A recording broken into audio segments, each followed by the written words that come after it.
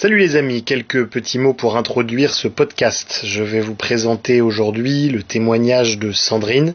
Rien à voir avec un spectacle éponyme de Dieudonné ou avec l'inénarrable Sandrine Rousseau.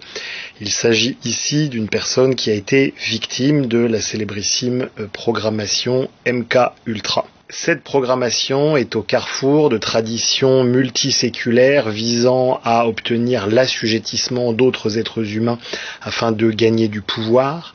Deux méthodes de conditionnement mises au point par la CIA au cours du XXe siècle qui ont été officiellement annulées mais qui se continuent aujourd'hui sous le manteau. Énormément de gens ont tendance à considérer que la CIA dépend directement de l'État américain et beaucoup de gens ne réalisent pas que la CIA est une espèce d'État dans l'État qui dispose d'une autorité propre, de fonds propres, d'un pouvoir propre et que dans une certaine mesure elle contrôle une large partie de tout l'édifice américain, lui permettant donc d'avoir une espèce d'immunité, d'impunité pour que un certain nombre de personnes, de criminels, puissent donc continuer des projets hors de toute juridiction. Voilà, énormément de gens ne se rendent pas compte de ce que c'est réellement que la CIA. Et donc, je vous présente aujourd'hui le cas de Sandrine, qui va donc témoigner de ce qu'elle a vécu pendant son enfance, sa toute petite enfance, et des séquelles et du résultat à l'échelle d'une vie d'adulte de ce type de programmation. Voilà. Lorsque je vous en avais parlé déjà il y a 5 ou 6 ans, énormément de gens sceptiques me demandaient quelles sont tes sources. À chaque fois je dis mes sources c'est le réel. Voilà un petit morceau de réel que je partage avec vous et j'espère que vous saurez apprécier le cadeau que nous fait ici Sandrine de nous narrer tout simplement une histoire aussi incroyable. Salut Bhaskar et salut tout le monde. Alors comment est-ce qu'on te présente parce que c'est un peu il y a énormément de gens qui rien que te présenter avec ton parcours déjà ça va faire travailler pas mal des auditeurs je pense. Ouais. Bon, ça risque d'être même compliqué un peu pour moi. Il va falloir que je réunisse plusieurs parts pour pouvoir synthétiser mon histoire, ma vie et essayer de la raconter en fait. Alors, donc tu as été en quelque sorte une victime du programme MK Ultra, c'est ça ? Alors, je peux pas me permettre de dire MK Ultra, mais en tout cas ça y ressemble. Ouais. Oui, parce qu'effectivement j'imagine que poser le label et le tampon est pas forcément facile. Est-ce que tu veux nous raconter un petit peu ? Ben déjà, en fait, j'ai appris tard que j'avais vécu ça. J'ai été amnésique longtemps, j'avais beaucoup de cauchemars, de flashs, mais bon, je pensais que c'était mon esprit qui était malade, c'était en 2020 en fait, où je suis tombée par hasard sur une vidéo qui parlait du sujet, mais c'est pas des sujets que je peux naturellement aller rechercher. Moi, je suis très très fermée, je vais pas sur l'extérieur, je préserve mon esprit le plus que je peux, et les mémoires traumatiques aussi. Et par hasard, un jour, je tombe sur une vidéo, le titre c'était un truc sur les extraterrestres, je sais pas pourquoi, je clique dessus, et là, j'ai pris cher, mais je crois que ça m'a mis une sidération plusieurs jours, où dans cette vidéo, il parlait d'abus rituels sur les enfants, et il parlait que les enfants dessinaient certains symboles, et il les montre à la vidéo. Et là, j'ai cru que je tombais par terre, parce que moi, ces symboles, je les ai peints, je les ai dessinés, et dans des contextes très particuliers. Donc, voilà, c'est ça qui me fait dire que j'ai vécu ça, plus, bien sûr, tous les souvenirs que j'ai à l'intérieur de moi, mais qui sont dispatchés entre plusieurs parts. Tu as identifié le nombre de parts, il y en a qui parlent d'altères, etc. Tu as identifié avec des systèmes, des sous-systèmes c'est compliqué. Alors, le peu que j'ai pu identifier, on va dire 17 personnalités que je vois à peu près, mais qui n'ont pas de nom. En fait, c'est tous des moi, mais dans des niveaux de conscience différents. Donc, il y a 17 mois. Ça, c'est ce que j'ai pu compter. Mais en fait, entre les fragments et les personnalités et les sous-systèmes, je t'avouerai que j'y comprends rien. Je suis beaucoup plus nombreuse que je crois. Et en fait, j'ai pas envie de c'est pas perdre mon temps, hein, mais j'ai pas envie de répertorier mes parts, il y en a trop.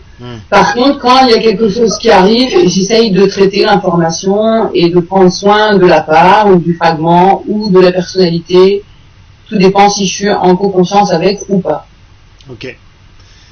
C'est intéressant ce que tu dis, que tu n'as pas envie de poser des mots et des noms, parce qu'il y a énormément de gens qui sont atteints du trouble dissociatif de l'identité, qui essayent de faire des cartographies extrêmement précises, avec probablement aussi, et je dis ça n'est pas qu'une opinion personnelle d'accompagnant, mais c'est aussi des études qui montrent que le fait de trop mettre des mots sur les choses renforce, profère, contribue en fait à proférer hypnotiquement la fragmentation, ce qui est assez intuitif. Si jamais je me dis qu'à l'intérieur de moi il y a Jason et il y a Brian, du coup je vais renforcer cette vision du monde, alors qu'en faisant comme tu fais visiblement dans quelque chose de plus organique, ça aide à rassembler le soi. C'est volontaire de ta part, c'est un ras-le-bol, c'est un dégoût des thérapeutes, c'est comment c'est pour toi?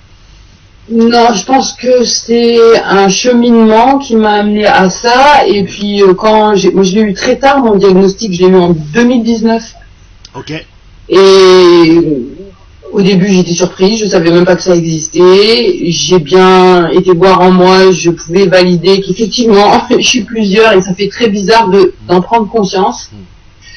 Mais après voilà, moi je peux pas dire que c'est des plusieurs qui sont pas moi, enfin, je sais pas comment le verbaliser, mais j'ai conscience que tout est moi. C'est des moi qui ont dû faire face à des épreuves, à des moments, et chaque part va avoir une qualité et des souvenirs à garder ou des sensations à garder, etc.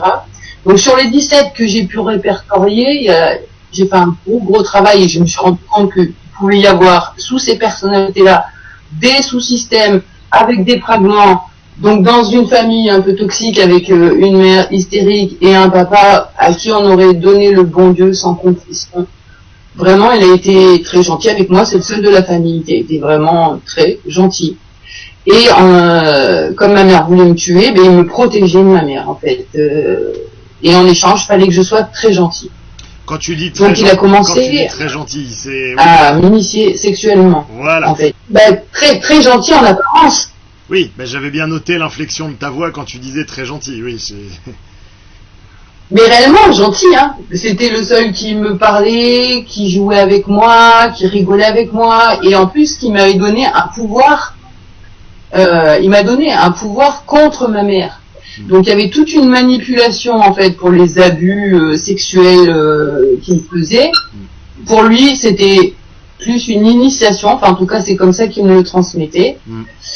Et mon père était vachement branché ésotérisme, magie, ce genre de choses. Ouais. Et j'ai eu accès à...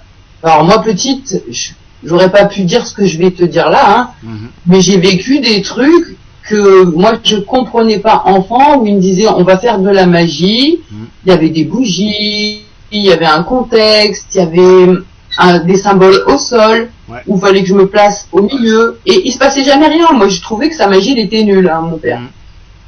Et au bout du temps, ces initiations ont été beaucoup plus compliquées. C'est-à-dire qu'au début, toute petite, vers 3 ans, il s'occupait de mon plaisir. Ensuite, il m'a demandé de lui faire des choses. Et après, j'ai eu droit à d'autres choses qui font mal. Okay. Et là, ça a déjà structuré plusieurs parts en moi. C'est-à-dire qu'il y avait une part qui aimait le papa et qui, pour pouvoir avoir le seul amour et la seule sécurité dans la famille, c'était le père, vu que la mère voulait tuer. Oui. Donc il y a une part qui aimait à fond son père et qui n'avait pas du tout conscience du mal, et une amnésie entre cette part-là et une autre part qui, elle, devait assumer au niveau du père par rapport aux choses qu'il m'a demandé. Il y a celle qui recevait le plaisir. Celle-là, elle a jamais vu le mal et elle aime son père, elle l'a défendu coûte que coûte. Mais il y avait une autre part qui, elle, était obligée d'assumer de faire des choses au père. Et entre ces deux parts, il y avait de l'amnésie. Et c'était la guerre. Et il y avait une troisième part qui, elle, était capable d'encaisser plus. Donc j'avais déjà toute une armée à l'intérieur de moi, gamine, qui était capable de faire face au père selon ce qu'il allait demander, et face à la mère selon ce que on percevait de son attitude, et de ce fait, on essayait de s'adapter. Et le père nous donnait un pouvoir aux trois personnalités, donnait le pouvoir contre la mère. Ok. Donc du coup, la petite princesse, j'étais la petite princesse à son papa, quoi, et j'étais en conflit permanent avec ma mère. Sauf que c'était quand même super compliqué à gérer, très très anxiogène, très angoissant. Ma mère a commencé à voir que je pétais les plombs. Elle a demandé une visite au médecin de famille.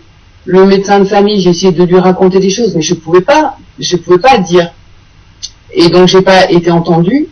Suite à ça, mon père était vraiment pas content, mais vraiment pas. Et il m'a demandé de faire une vidéo. À l'époque, c'était, je crois, des films, c'est 8 mm ou 16 mm, je sais plus, c'était des bobines de films. Les Super 8. J'avais 5 ans. Ouais, Super 8, je crois que c'est ça. Donc il me baratine en me disant on va faire une vidéo et tout, peut-être comme ça, c'est pas très légal mais on pourra gagner de l'argent et on pourra partir et je pourrai t'emmener loin de ta mère. Ok. Donc je fais cette vidéo et puis quelques temps plus tard l'école convoque ma famille, le médecin de l'école en disant que je vais vraiment pas bien et qu'il est important que soit créée une séparation dans la famille. Tu avais quel âge? Entre moi et ma mère. J'avais 6 ans. Ok. 5 ans et demi, 6 ans. Ah oui, ok. Donc c'est vraiment très très jeune à l'époque de la formation du noyau de la personnalité, quoi. Donc tu veux dire qu'à 5-6 ans, tu avais déjà été, désolé pour les mots, mais tu avais déjà été pénétré largement plus d'une fois à 5-6 ans, quoi, par ton père. Sodomie uniquement. Sodomie uniquement, ouais. Ce qui est classique dans les ordres magiques et initiatiques, puisque l'anus étant censé être le chakra du bas, etc., pour convoquer les forces obscures. Enfin bon, bref, on va pas rentrer dans des éléments du dogme de la croyance de ces groupes, mais c'est un classique, hein, la sodomie des enfants. Ah bah ça y est. Disons qu'on va dire que j'ai au moins une partie qui a été préservée, si tu veux. Donc de la convocation par le médecin, et là, il décide de m'envoyer dans une colonie sanitaire pour enfants en difficulté. Ok. Et je sais pas précisément, j'ai dû rester, je pense, entre février et début juin, donc 3-4 mois, je sais pas précisément, et j'ai pas pu avoir les informations parce que ma mère est partie trop tôt. Elle aurait pu me le dire, mais voilà, elle est décédée, j'ai pas pu savoir cette information. Et à la colonie, donc j'ai vécu l'enfer. Tu avais quel âge quand elle est décédée? Ah, elle est décédée en 2020, et c'est là que tous mes systèmes, mes personnalités m'ont éclaté à la figure. Ok. Donc tu disais... Comme en fait, elle était représentative de celle qui voulait nous tuer. Donc, on restait super discret et vraiment... et du moment où elle a été décédée, mais alors tout le monde s'est lâché à l'intérieur de moi. Comme si, ouais, c'est bon, celle qui veut nous tuer, on n'a plus de danger, on peut y aller, quoi. Donc tu disais dans la colonie là, tu as, ça fait très journaliste de TF1 dans la colonie, vous avez vécu l'enfer, oui. Mais je le voyais venir là encore. Alors, là encore à l'inflexion de voix, on le voyait venir, mais oui, vas-y. Ouais. La colonie, ça s'est fait en 2 étapes. La première étape, je suis arrivé en colonie et franchement, c'était une colonie sanitaire pour enfants en difficulté, mais il y avait une discipline et une rigueur. Le premier matin où je me suis levée et on va tous dans le réfectoire, ils arrivent avec les grosses machines en inox pleines de riz au lait. Moi, je suis super mal, hein, je suis super contrariée, je me sens abandonnée par ma famille, trahie, enfin, je suis vraiment mal. Et je mets mes mains sur mon assiette pour dire non merci, j'en veux pas. Et on m'a mis une louche bouillante de riz au lait sur les mains, ça commence comme ça. Ensuite, on m'attrape par les épaules, on me jette à la salle de bain pour que je me nettoie, et là, je me dis, je suis dans la merde. Mais c'était que le début. Donc la nuit, en fait, on était choisis. C'était un bruit qui courait, mais je savais pas choisi pourquoi en fait. C'était des histoires de peur. Moi, je me disais, c'est des histoires de peur qui se racontent. Jusqu'au jour, ou jusqu'à la nuit, plus exactement, où j'ai été choisie. Je me rappelle encore la sensation de mon cœur qui va sortir de ma poitrine et la paralysie que j'ai vécue dans mon corps. Et donc, cette première fois-là, c'était un type avec une autre petite du dortoir qui nous ont amenés à la salle de bain, enfin dans les douches, et nous avait fait des trucs. Et là, je me suis dit, mais moi je connais ça, je sais faire ça. Et donc, presque, j'étais en mode t'inquiète, je gère, avec qui j'étais. Et donc, tu veux dire que tu avais quelque chose d'un côté presque, tu avais un côté presque protecteur pour elle? Ben, en fait, de la même manière que je l'ai eu pour ma petite sœur, je pense. Ok. Toi, préférer me sacrifier moi pour pas que l'autre y ait droit. Et donc, ben voilà, là, j'ai commencé à prendre conscience que mon père, ce qu'il me faisait faire, c'était pourri. Mais bon, comme je te dis, on était plusieurs. C'est pas toutes les parts en même temps qui se sont rendus compte des choses, donc c'était compliqué. Et donc, on a été choisis plusieurs soirs. Alors, quand je dis on, c'est moi. Mais plusieurs de mes parts, quoi. Et un jour, il s'est passé un truc étrange. Après l'heure du goûter, je me suis sentie très mal, je tenais plus debout, je vacillais comme si j'étais bourrée, et on m'a dit que j'étais malade et on m'a emmené à l'infirmerie. Okay. Et la blackout, et le lendemain, je me retrouve directement dans la salle de cours. Et là, je me dis... j'ai dormi où, comment je me suis habillée, j'avais un gros blanc dans ma tête, donc bien perturbé.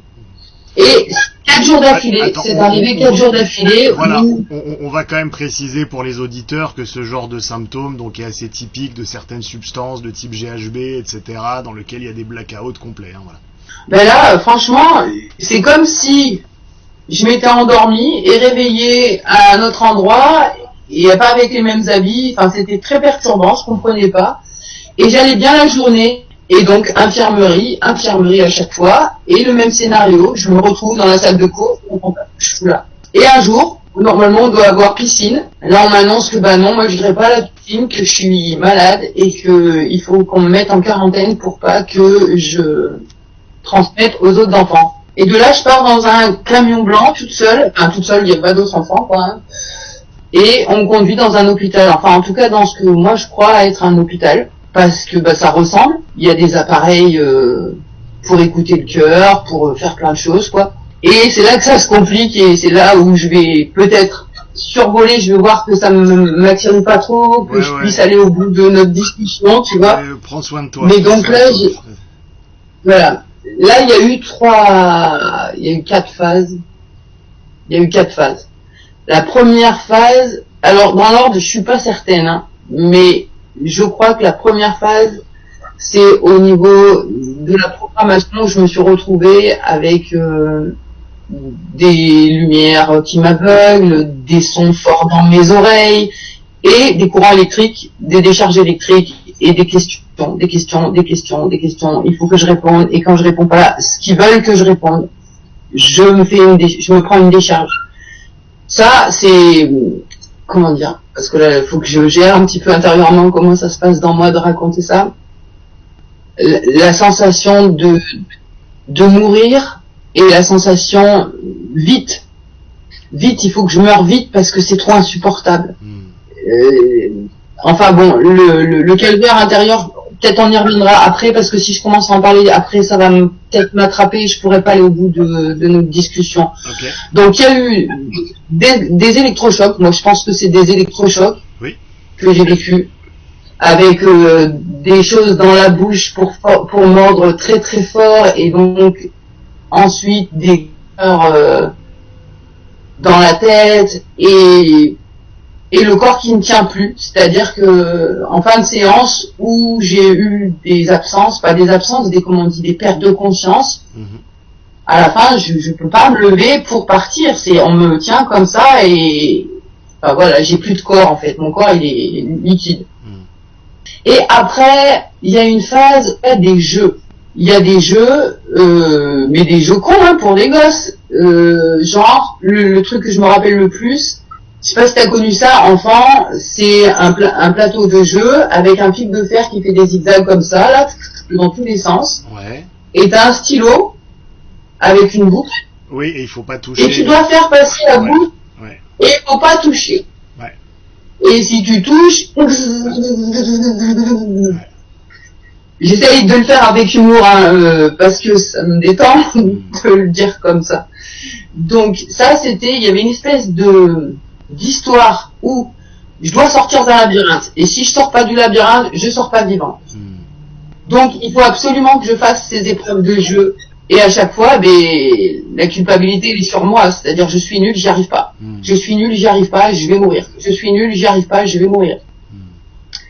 Et après, il y a eu un moment où j'ai cru à la mouche qui pète.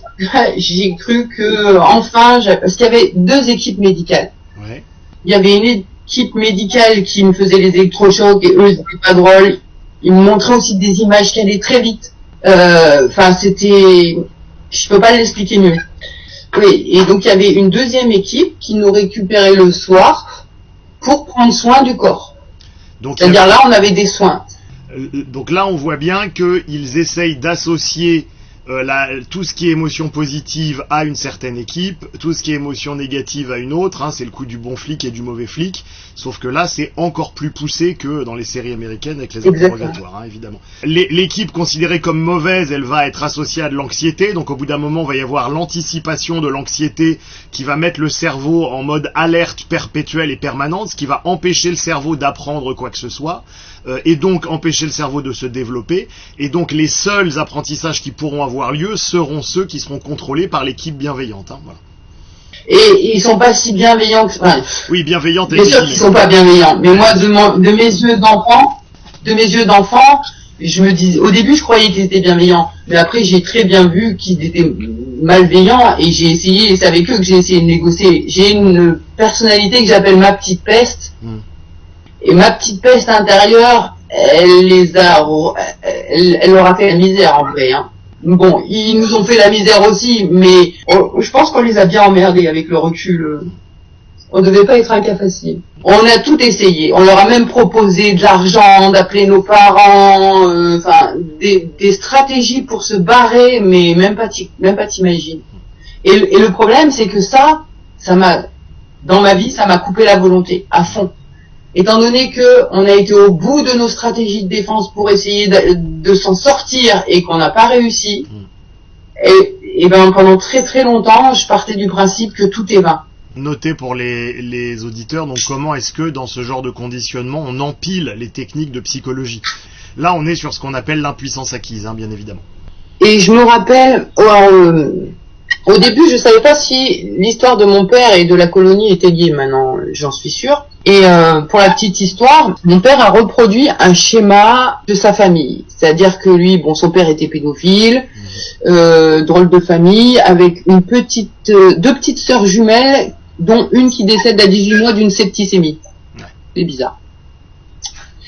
Et moi, à peu près, ça devait être 16 mois, comme à peu près à l'âge où sa sœur jumelle est décédée, ma mère devient assistante maternelle, garde une petite fille, et là, direct, ils nous mettent comme si on était des jumelles. Elle est du 25 juin, moi je suis du 27 juin, et ils nous habillent pareil, Noël, les mêmes cadeaux, anniversaire en même temps, et comme si on était des sœurs jumelles, quoi. Donc moi là, je vois un schéma que mon père a reproduit, mais bon, c'est pour la petite histoire, parce qu'après je parlerai de la résilience, quoi. Enfin, ça en fait partie.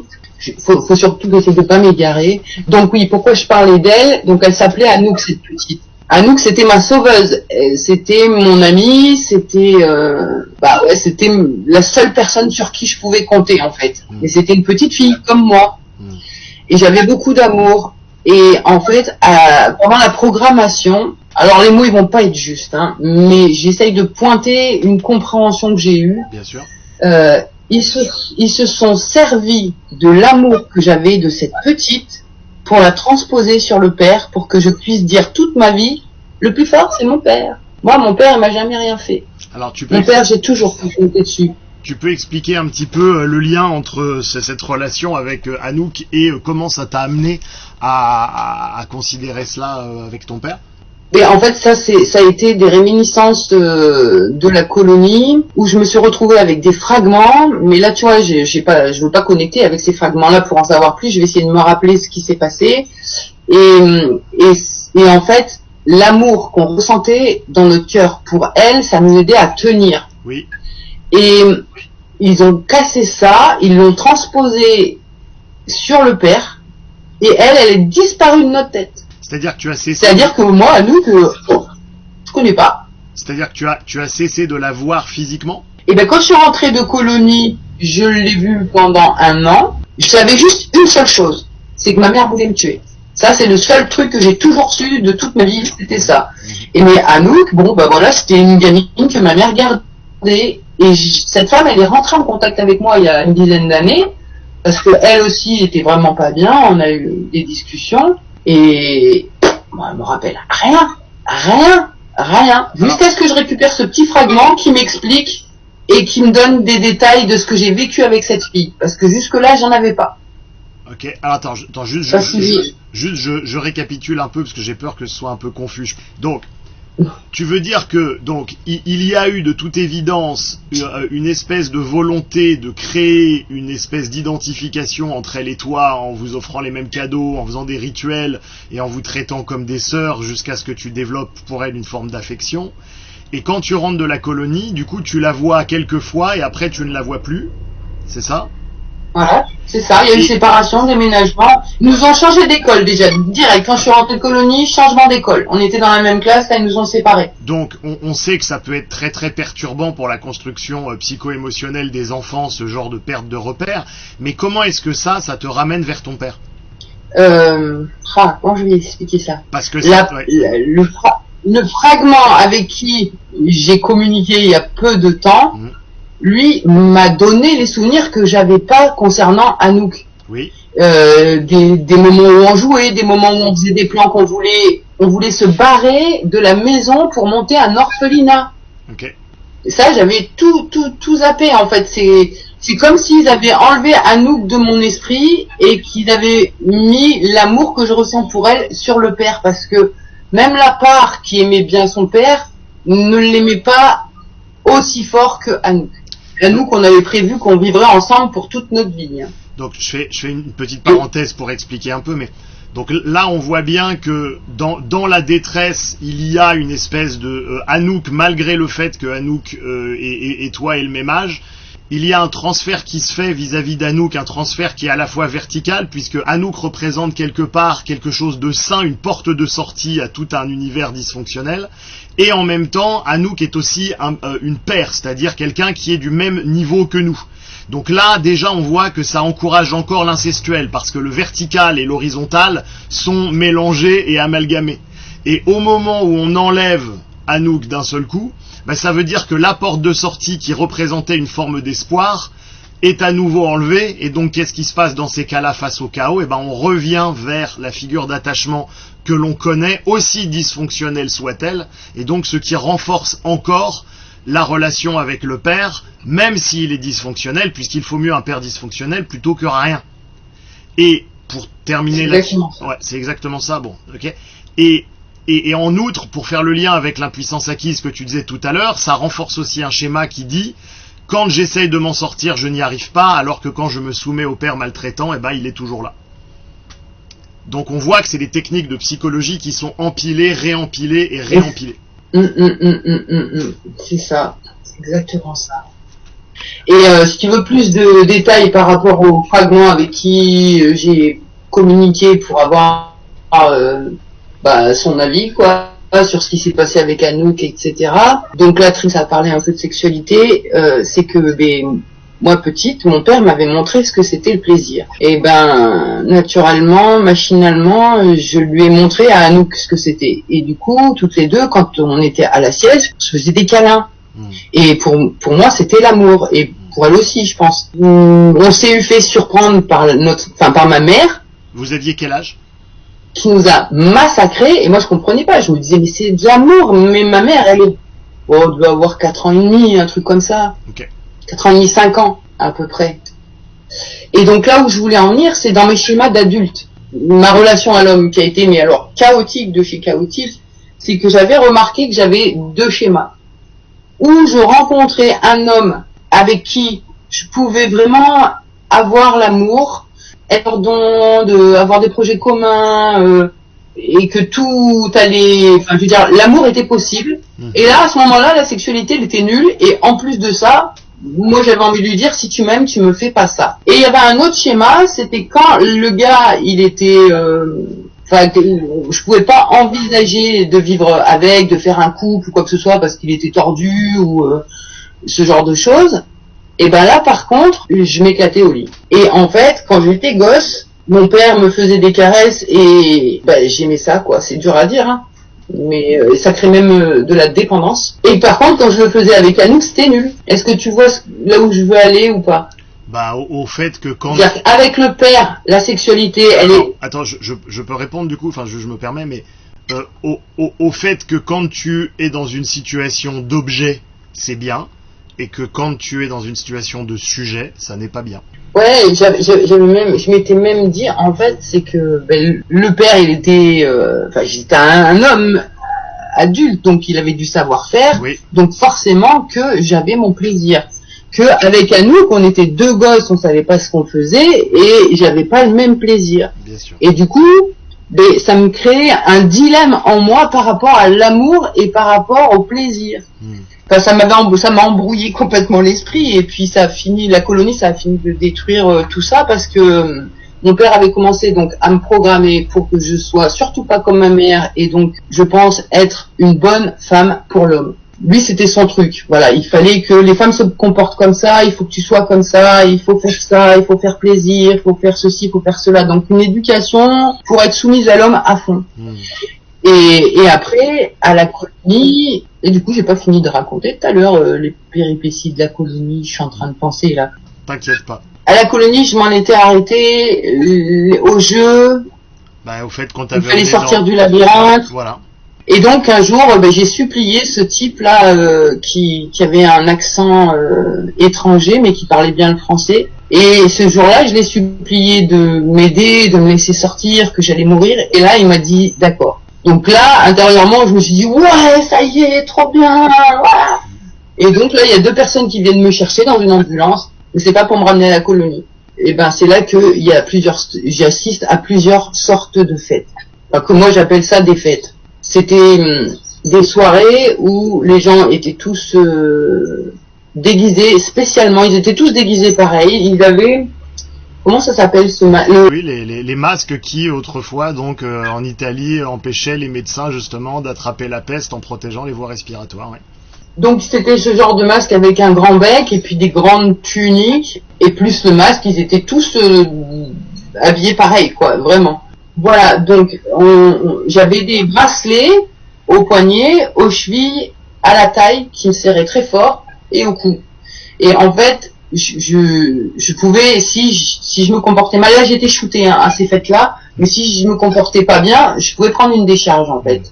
Donc les choses que j'avais autour du cou, de la taille et des poignets, ça allait pas me faire la même chose. C'est-à-dire si je prenais une décharge dans les poignets ou dans les chevilles, ça allait me faire tomber ou ce genre de choses. Par contre, si je prenais une décharge au cou, ça me séchait, net. Et la taille, ça me faisait tomber direct. Donc tout ça, j'ai vécu ça, ces fêtes où c'est des orgies. Je rentre pas dans les détails. Et parce que attends, ça me manie quand même. Ça me fait des blancs dans mon esprit, comme si ça voulait pas que je raconte. On peut faire une pause si tu veux. Ah là là. Ouais, mais juste il me faut 2 minutes quoi dans ma tête, ça va revenir. Hein. Donc quelle est fête où on est choisi? Il y a une fête que je sais pas si je vais réussir à en parler, je vais faire des sous-entendus. Tu avais quel âge? Parce que je sais pas si j'y arriverai à... Tu avais quel âge à ce moment? J'avais 6 ans. Ok. Je venais de rentrer au CEP. En septembre, j'étais rentré au CEP et c'était en février, donc tu vois. Ah, parce que tu retournais à l'école entre 2 sessions? Non. Non. C'est-à-dire qu'avant d'aller à la colonie, j'étais à l'école. J'étais au CEP. Ça va. Et c'est l'école qui m'a envoyé en colonie. Et la colonie, c'était cours le matin et jeu l'après-midi. Ok.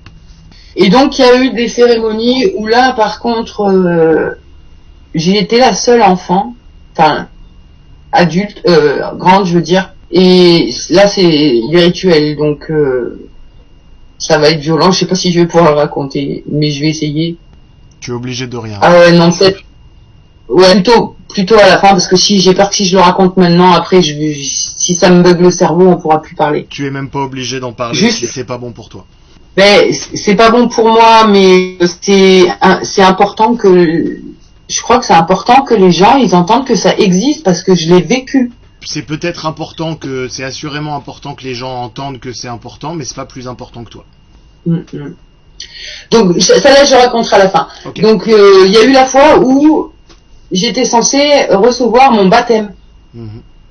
Donc après les fêtes, il y avait cérémonie, c'était mon baptême, c'était ma soirée, c'était ma fête, et presque moi j'y ai cru. Hein, attends, parce que baptême à l'église officielle, ou c'est ton père qui disait baptême, ou c'est les gens dans les soirées qui parlaient de baptême?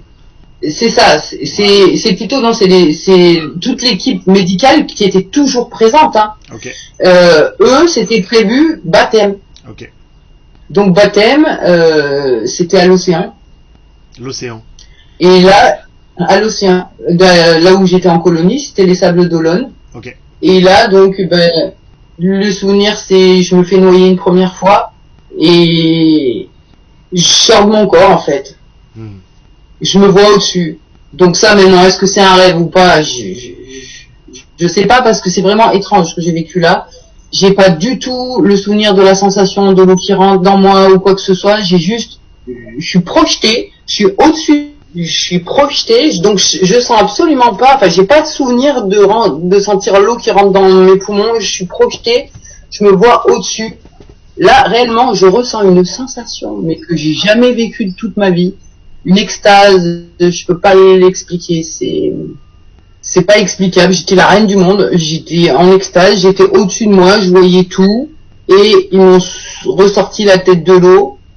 Je suis re-rentré violemment dans moi, mais avec une sensation de rentrer dans le corps, de secousse, de non, ah là c'est pas agréable, autant à l'extérieur c'était agréable. C'est comme si j'avais fait une sortie de corps en fait. Et quand je suis re-rentré dans le corps, c'était pas agréable, et je pensais, en fait j'ai vu les yeux de mon père. La personne qui m'a sorti de l'eau, j'ai vu les yeux de mon père, mais j'ai peut-être rêvé, c'était peut-être pas lui, ils avaient les masques, mais son regard.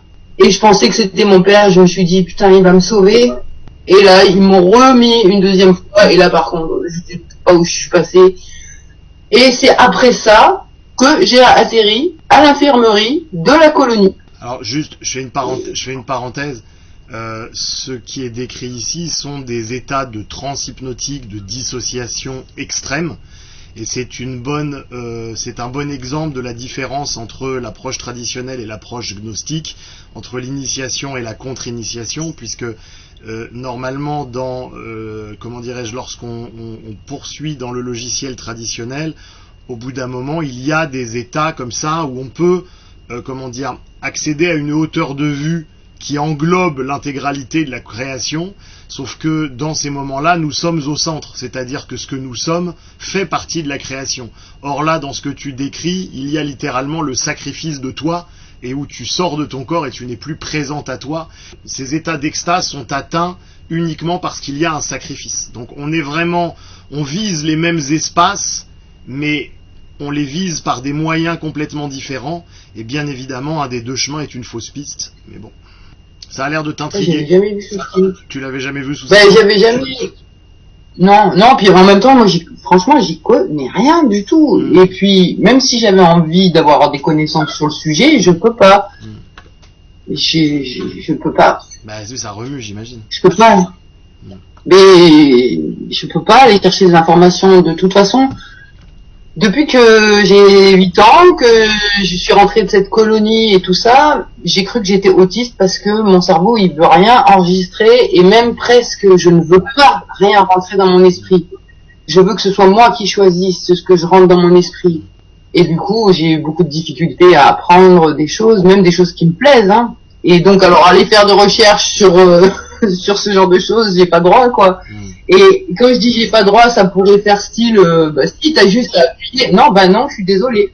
Parce que si je commence à vouloir appuyer, j'ai des parts qui peuvent prendre le contrôle et me sécher, c'est-à-dire me mettre en sidération avant que je puisse prendre l'info. C'est des abus rituels sataniques que j'ai vécu, parce que sinon, moi, de mes yeux d'enfant, je sais pas ce que j'ai vécu. Et pendant longtemps, même, j'ai cru que c'était mon cerveau qui avait imaginé des trucs comme ça, quoi. Alors très souvent, dans ce type de programmation, les programmateurs incluent des injonctions hypnotiques qui empêchent l'assimilation de nouvelles informations, de sorte à ce que les individus victimes restent et demeurent victimes, et ne puissent pas s'en sortir. C'est extrêmement pervers. Ouais, mais ça savait pas à qui ils avaient affaire, là, tu vois, je veux dire. Non, franchement, j'ai de la chance d'avoir le cerveau que j'ai. Au niveau de la résilience, j'ai des parts hautes en conscience qui sont pour les idées les plus farfelues possibles. Ouvrir l'esprit, toujours. Mais je peux pas le faire en passant par l'extérieur. Je peux que le faire avec moi-même. Ça t'a coupé de l'extérieur, justement. Ça t'a coupé de Dieu, quelque part, en fait. Parce que le monde... L'extérieur, c'est le Père, c'est Dieu, c'est machin. Donc, on voit que cette programmation t'a ramené dans un solipsisme quelque part, dans un monde intérieur. Oui, ça te ramène au monde intérieur. Et donc voilà, là, on est vraiment dans la polarité fondamentale entre logiciel agnostique et traditionnel.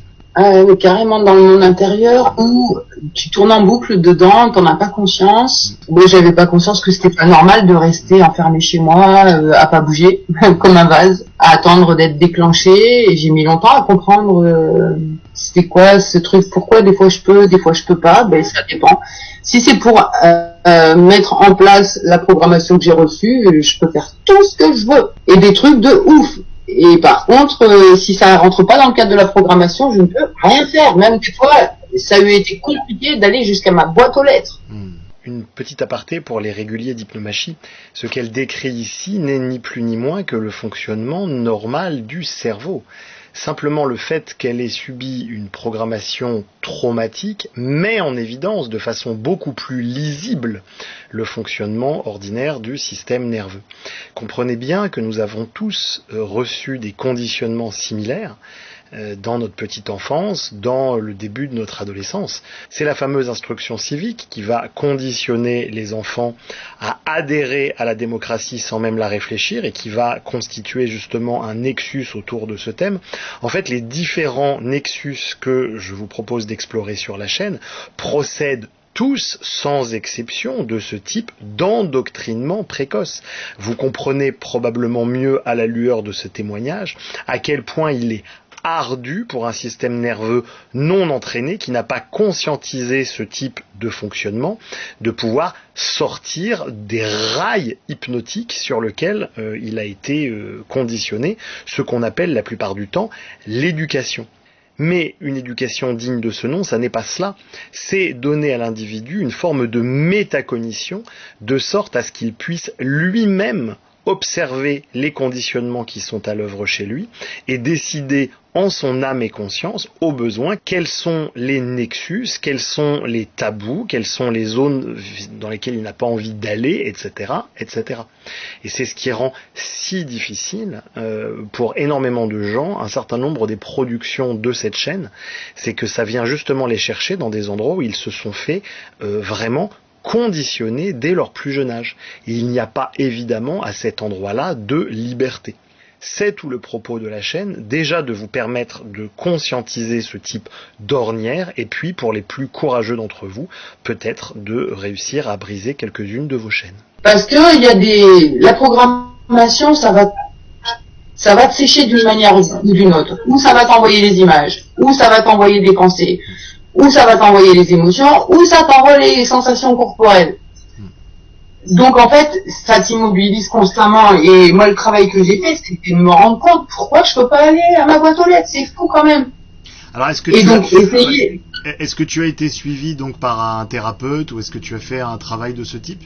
Alors, le premier psy que j'ai vu, c'était à ma première tentative de suicide à 18 ans. Il n'y a pas eu de suivi. Après, j'en ai trouvé une qui m'a suivi pendant 11 ans, mais je me suis rendu compte qu'elle était un petit peu dans la même tribu que mon père. Et que du coup, j'ai perdu 11 ans à pas du tout avancer sur moi. Et qu'est-ce que ça veut dire? Qu'est-ce que ça veut dire? Elle est de la même tribu que ton père? Je pense que mon père fait partie de ce truc satanique. Je peux pas mettre de nom, j'ai pas de preuves, j'ai pas de nom, je sais pas, mais un gros truc bien puissant avec du médical dedans, qui ont du pouvoir et qui font des trucs sataniques. Ok. Et qu'est-ce qui t'a fait penser que la psy en question faisait partie de la même engeance? Alors, sur le moment, je le pensais pas. Mais après coup, à l'heure où j'en suis aujourd'hui avec tout ce qui m'arrive, je me dis, mais c'est évident. Mais c'est que des suppositions, toi, je vais te dire comme ça, parce que j'ai pas de preuves, mais la seule fois où mes parents sont venus avec moi chez la psychiatre, j'ai beaucoup d'antennes, c'est-à-dire je suis capable de sentir ce qui se passe chez l'autre. Ça fait partie de la programmation. Connaître le besoin implicite de l'autre pour pouvoir y répondre. Et quand je les ai vus, mon père et la psychiatre, je me suis dit, mais c'est bizarre, ils se connaissent, pourquoi ils se regardent pas, pourquoi ils baissent la tête, pourquoi il est gêné. Enfin, j'ai eu des perceptions comme ça. Okay. Bon, pas plus. Comme une ça m'a pas... Comme une connivence entre eux deux. Voilà, c'est ça. Et puis avec une gêne en plus, quoi. Pas plus. Donc 11 ans de psychiatre, j'étais presque à un rendez-vous par semaine. La nana, elle est pas capable de me poser un diagnostic. Je lui dis, moi je pense que je suis autiste. Elle me dit non, vous êtes pas autiste et tout. Du coup, je vais voir une personne en parallèle, une psychologue qui devait me passer des tests. Elle me parle 1 heure et elle me dit non, je pense pas que vous soyez autiste, mais j'aurais bien l'impression que vous êtes multiple. Vous n'avez jamais entendu ce terme, hein. Donc je fais bon. Et puis comme une gentille petite fille à son papa, je suis rentrée en disant papa, j'ai été voir une psychologue, trop bien. Elle a dit peut-être que je suis multiple. Et là mon père me propose de m'accompagner et de me payer les séances pour faire les tests. Okay. Donc j'avais l'intention d'emmener mon fils parce que mon fils il a des troubles autistiques quand même un petit peu. Attends, mais tu avais quel âge là? Ah là c'était quand? C'était en 2018, un truc comme ça. Donc en 2018, ouais. Donc tu as gardé encore aujourd'hui des rapports avec ton père? Depuis 2019, j'ai plus de rapport. Mais mon père, il a toujours été... Dès que j'avais un problème, j'allais vers papa. D'accord, donc jusqu'à plus de 35 ans, tu avais des rapports encore avec ton père. Ok. Ou même 40. Okay. Je vais avoir 49, donc ça fait 4 ans, 3 ans. Okay. 2019, ouais, ça fait 4 ans que je le vois plus seulement. Et c'est vraiment bien foutu parce que en fait c'est des phrases toutes faites.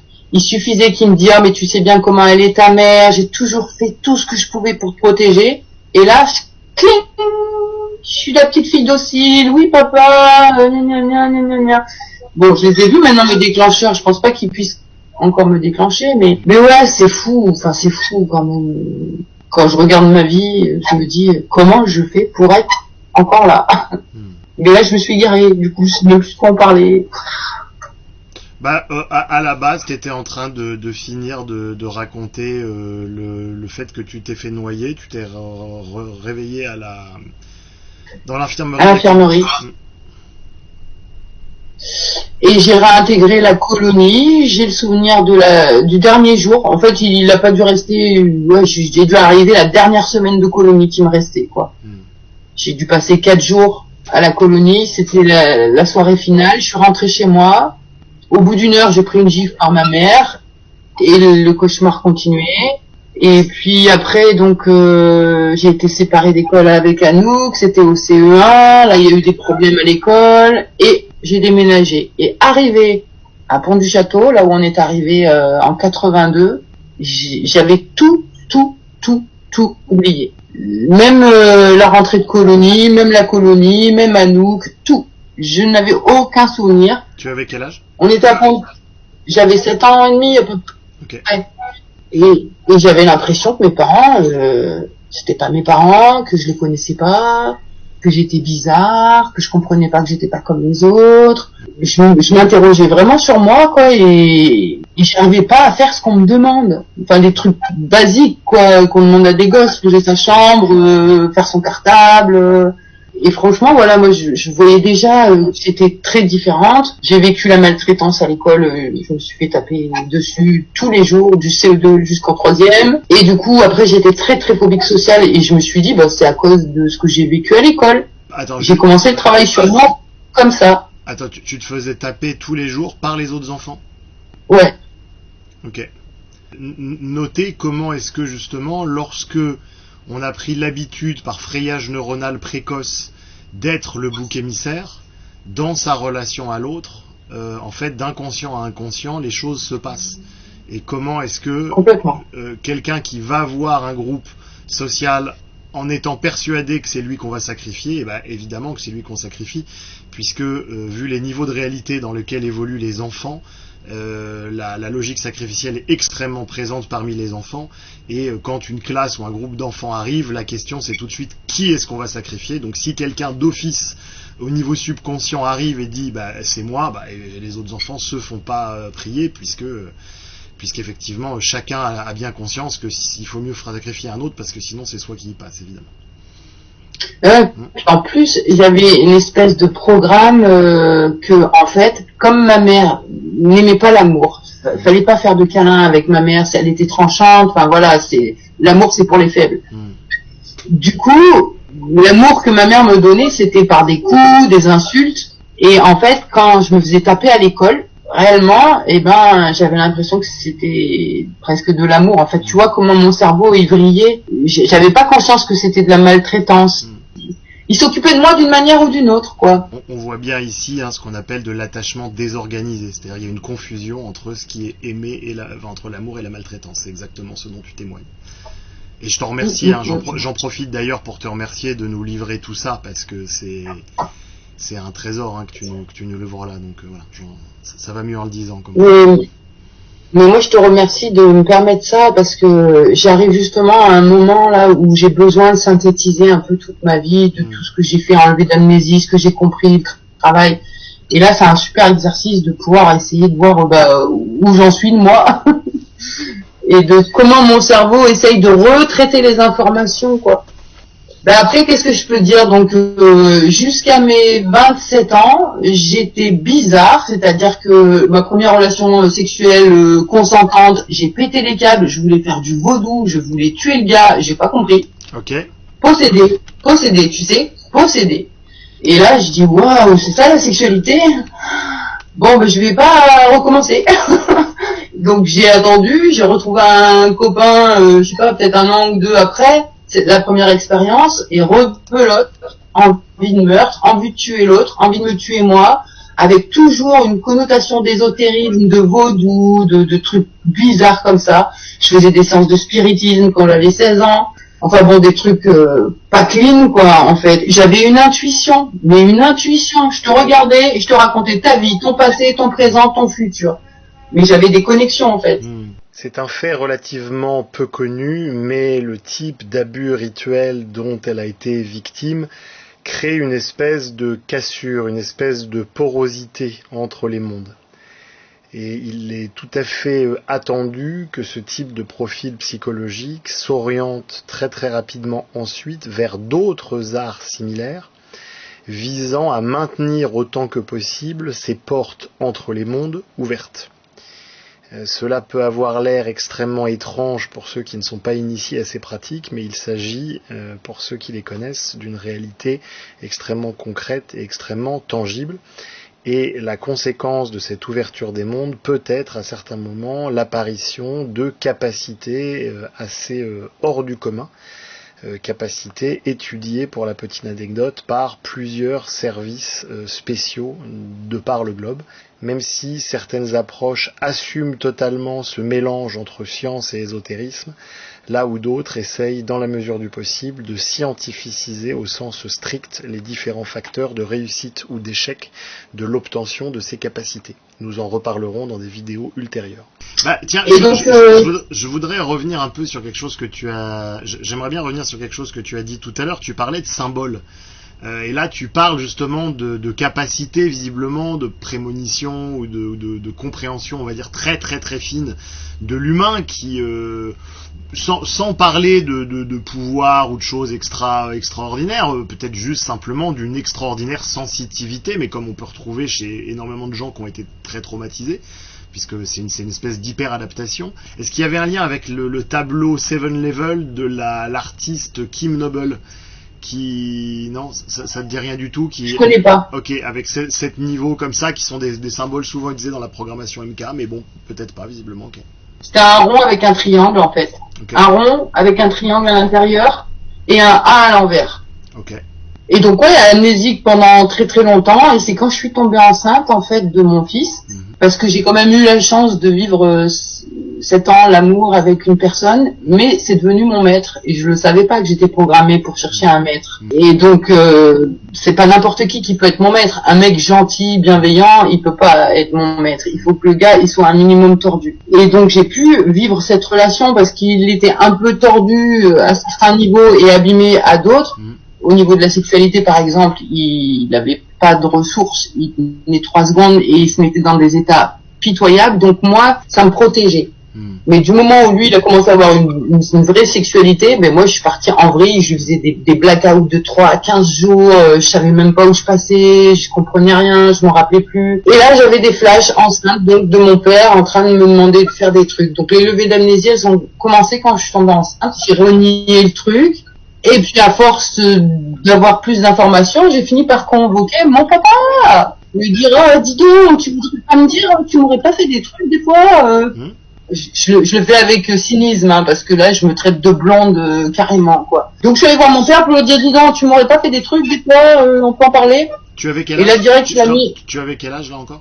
Alors là c'était en 2006, donc j'avais quel âge, 30 quelques. Ouais, ce qui est classique, hein, puisque on sait que les programmations hypnotiques ne durent pas toute la vie et que quand elles ne sont pas réenclenchées, réactivées régulièrement, elles perdent petit à petit de leur puissance. Et donc c'est classique que les souvenirs remontent vers l'âge de 30, 35, 40 au plus tard. Enfin, au plus tard, ça veut rien dire au plus tard. Ça peut remonter à 50 ans, mais en tout cas, c'est l'âge où classiquement les programmations précoces cessent. Quelle a été sa réaction du coup? Ah ben, comme je suis plusieurs, il y a l'enquêteur qui prend note que ça a été vu, ça a été vécu en souvenir. Et puis, il y a d'autres parts qui disent non, moi, mon père, il m'a jamais rien fait.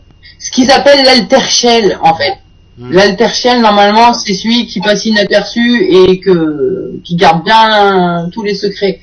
Et donc lui, il a défendu son père quasiment jusqu'à la fin, quoi. Donc il y avait une partie. Et donc, en fait, tu étais divisé. Il y avait des parties de toi qui voulaient protéger absolument ton père, qui étaient du côté de ton père, et puis d'autres parties de toi qui voulaient connaître la vérité là-dessus absolument.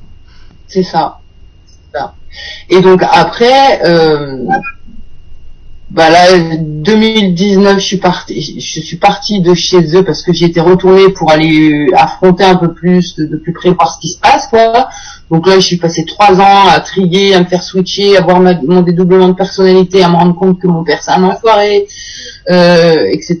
Je perds ma mère et mon père fait tout pour que je la voie pas à son décès, que je sois déshéritée, mais le truc de ouf. Et donc en 2021, alors ça c'est des coïncidences, je vais te parler de coïncidences. En 2021, pour mon travail personnel, je décide d'écrire au procureur de la République pour lui signifier ce que mon père m'a fait et ce que j'ai vécu à la colonie. Okay. Alors c'est peut-être qu'une coïncidence, hein, mais en tout cas c'est une grosse coïncidence qui est en train de me faire perdre la vie en ce moment. J'avais une dentiste, du jour au lendemain, elle me dit faudrait peut-être aller ailleurs, là je peux pas vous faire de radio panoramique et tout, donc elle m'esquive, elle m'envoie ailleurs. Je suis pas contrariante, je vais ailleurs. Puis c'est une bonne femme, elle me massacre en 5 rendez-vous. Donc j'arrête et je cherche une autre dentiste. Et là, elle m'a fini de me massacrer. Mais quand je te dis massacrer, je suis réellement en train de perdre la vie, là. J'ai essayé de tenter un procès, je me retrouve face à des dossiers falsifiés. Comme si j'avais une omerta sur moi, tu vois. Parce que quoi que je fasse. La deuxième dentiste, enfin la dentiste qui t'a charcuté, c'est la première qui t'a envoyé vers la deuxième? Alors, la première, elle m'a pas charcuté. La première, elle a juste, elle s'est débarrassée du bébé, tu vois. Mais est-ce que c'est elle qui t'a envoyé vers la deuxième dentiste? Non, c'est moi qui l'ai choisi. Ok. C'est moi qui l'ai choisi. Elle me massacre. Je me dis bon, ben voilà, il y a des gens mauvais sur cette planète, donc elle en fait partie. Elle a pas envie de soigner les gens qui sont CMU. Voilà ce que je me dis. Okay. Donc j'en cherche une deuxième. Et là, ça commence à partir en vrille. Et normalement, je peux aller au rendez-vous toute seule, je gère, et là, ça commence à partir en vrille et je peux plus y aller toute seule parce que ça me fait des levées d'amnésie sur la colonie. Et je revis les choses en parallèle. Donc, ma psychiatre me fait accompagner d'une infirmière. Et là, la nana, elle me broie, en m'arrachant quelque chose, un implant, personne ne sait ce que c'est, un objet non identifié que j'avais au niveau de la dent 36. Ok. J'avais plus de dents, mais dans la gencive, un objet, on sait pas ce que c'est. Cet objet-là, donc ça a fait, quand elle a enlevé, elle m'a abîmé le nerf trijumeau et glossopharyngien. J'ai un espèce d'alien sous la langue, je suis en train d'avaler ma langue et mon palais est en train de s'affaisser. Depuis le mois d'octobre, je fais des pieds et des mains entre avocat, police, médecin, urgence. J'ai aucun soin. J'ai rien, tout va bien. Sauf que réellement, j'ai fait un AVC il y a 3 mois à cause de ces conneries. Donc tu vois, j'ai la sensation que mon père il a vraiment le bras long et qu'il a décidé de me faire une ZR. C'est peut-être une croyance, et de toute façon toutes les croyances dans l'esprit. Ça, j'avais envie de le dire et besoin de le dire, mais c'est des croyances que j'essaye de travailler, parce que si je crois que quelqu'un veut me nuire, je vais ressentir les émotions qui vont avec cette pensée. Du coup, j'essaye de pas croire cette pensée en moi, de me dire que c'est que des coïncidences, comme ça me met moins d'angoisse. Mais n'empêche que, bizarrement, je n'arrive pas à me faire soigner par personne. J'aimerais attirer l'attention de nos auditeurs à cet endroit-là sur 2 points qui me semblent extrêmement remarquables dans ton discours. Petit 1, la métacognition dont tu fais preuve et la lucidité dont tu fais preuve, c'est-à-dire que tu es à la fois capable de penser le fait que ça puisse être le cas ou que ça ne puisse pas être le cas. Donc tu n'es pas dupe de ton affect à cet endroit-là. C'est-à-dire que tu as simplement l'esprit ouvert et tu envisages simplement les différents scénarios possibles. Simplement pour tordre le cou à certaines personnes qui pourraient te taxer de complotiste ou de choses comme ça, tu vois, et de ce genre de prêt-à-penser. En fait, non. Tu as simplement une attitude ouverte et scientifique face au réel. Et le deuxième point, c'est d'attirer l'attention des auditeurs sur le risque, dans une société toujours plus numérisée, toujours plus centralisé, de voir ce qui pourrait tout à fait arriver aux éventuelles victimes de ces réseaux de pouvoir. Puisqu'à partir du moment où tout est informatisé et tout est numérisé, ça veut dire qu'il peut être très très facile pour un pouvoir centralisé, quel qu'il soit, d'interdire l'accès aux soins, et ça peut nous arriver à n'importe qui à partir du moment où on se rebelle contre l'ordre établi. Alors que dans un système décentralisé, justement, et libre, et justement on trouve beaucoup plus facilement des praticiens de santé, que ce soit des dentistes, des chirurgiens ou je ne sais quoi, qui sont ok pour s'occuper de vous simplement parce qu'ils font leur travail. Voilà, je profite de ton propos pour l'élargir à une réflexion générale sur les méfaits d'un système de contrôle centralisé et numérique. Personne pour me soigner. L'objet que tu avais dans ta dent, tu l'as récupéré? Dans ta gencive? Ouais, je pourrais t'envoyer la photo si tu veux. Je veux bien. Je te l'enverrai. Ok, mais c'était de quelle nature comme objet? C'était, tu saurais décrire ou pas trop? Un caillou. Ça pourrait ressembler à un caillou. Ok. Une météorite plutôt. J'ai déjà vu la pierre de météorite, ça pourrait ressembler à. D'accord. À un caillou de météorite. Ok. Et tu sais quelle substance c'est? Non. J'avais envie, parce que j'ai des parts en interne qui me racontent, qui me racontent beaucoup de choses, donc je sélectionne, tu vois, je prends pas tout.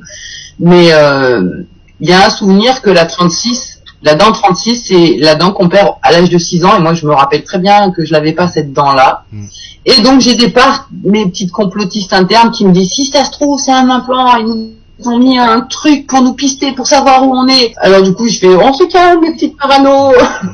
Mais voilà, tu vois, juste pour te montrer des fois comment c'est dur à gérer les croyances en soi quand t'es multiple avec des parts qui portent des traumas, et que d'un côté il faut les respecter, les écouter, et en même temps tu peux pas tout prendre, parce que sinon tu deviens un cinglé, quoi.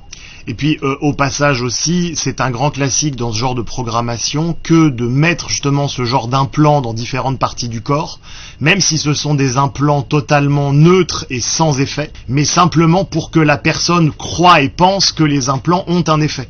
Ce qui permet en fait d'augmenter le fait que la personne va psychoter et va se dire, oh putain, ils m'ont mis un caillou dedans, alors qu'en fait c'est juste un caillou. En fait mais que comme la personne ne sait pas bien ce que c'est, et ça renforce les idéations et le sentiment que peut-être ils peuvent me contrôler, peut-être ça peut exploser, peut-être que ça peut rentrer en moi et faire je ne sais quoi, etc., etc. Après, je suis pas en train de dire qu'il n'y a rien. La base, ce serait d'analyser ce truc, qu'est-ce que c'est, et d'en savoir plus. Mais en tout cas, dans mon travail d'étude sur ce genre de choses-là, j'ai pu voir que c'est un classique aussi, ou alors de le faire en mettant simplement des boules de métal ou des opérations qui sont assez bénignes en fait, mais qui contribuent à faire psychoter, voire même en faisant simplement la suggestion hypnotique à la personne qu'on a mis quelque chose à l'intérieur de son ventre, et que si jamais la personne désobéit, le truc pourra exploser ou pourra, la liquéfier de l'intérieur, ce qui contribue à ce que la personne se sente contrôlée par ses contrôleurs, justement. Exactement, c'est exactement ça, ouais. Bah moi, tu vois, quand la dentiste elle m'a enlevé cet objet-là, j'ai eu des parts qui étaient non, faut pas l'enlever, non, faut pas l'enlever, non, on va mourir, faut pas l'enlever, on va mourir. Bah si, on va l'enlever parce que c'est tout enflammé là, donc essayez de rester l'adulte, gérer les petites, j'ai vécu des trucs super durs hein, ces 4 dernières années là, mais j'ai fait un gros travail sur moi quoi. Et là, du coup, je me suis égarée.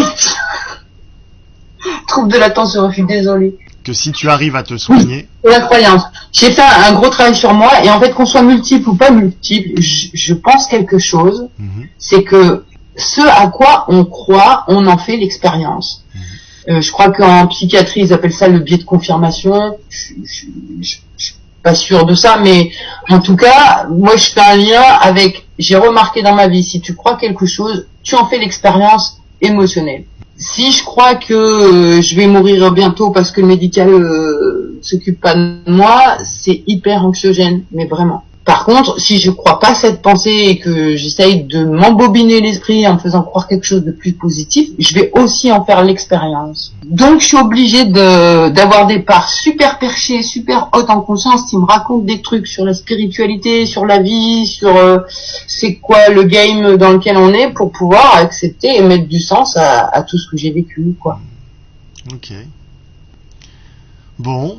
Waouh, bah écoute, merci beaucoup pour ce témoignage. Déjà,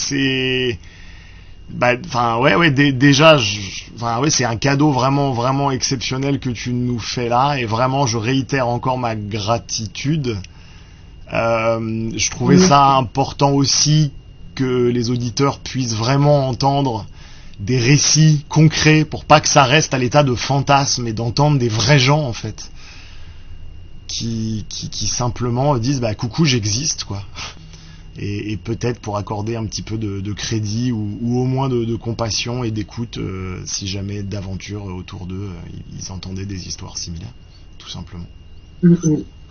Après, si tu veux, il y a des choses que j'ai pas pu dire. Ah bah vas-y. Parce que non, c'est le truc que j'ai pas dit parce que c'est trop dur à dire. Okay. Si tu veux, je pourrais t'envoyer, j'ai un long texte qui parle de la colonie, de ce que j'ai vécu dans les détails, c'est des petites internes qui ont écrit. Okay. Si tu veux, je pourrais te le transmettre et si tu veux le publier, je te l'autorise. Ok, bah très bien, avec plaisir. Avec plaisir, je le mettrai très probablement dans les commentaires de la vidéo, etc. Ok, bah avec plaisir. En tout cas, merci vraiment de m'avoir permis de m'exprimer. Bah avec joie, et j'espère que ton témoignage rencontrera un accueil sincère et bienveillant, ce dont je ne doute absolument pas vu l'intelligence et l'humanité de ma communauté. Voilà. Et ben je te remercie Sandrine. C'est moi qui te remercie Bhaskar, merci beaucoup, merci à tous ceux qui auront écouté cette vidéo. Et puis comme d'habitude, si ce podcast vidéo, je ne sais pas encore, je pense que je vais le faire sous forme de podcast, vous aura intéressé, évidemment partage sur les réseaux sociaux, petit pouce, et n'hésitez pas à mettre un commentaire, je suppose que tu pourras éventuellement répondre si tu le souhaites évidemment, et puis sinon c'est moi qui vous répondrai puisque vous savez que j'essaie de répondre à tout le monde. Salut Internet. Bye.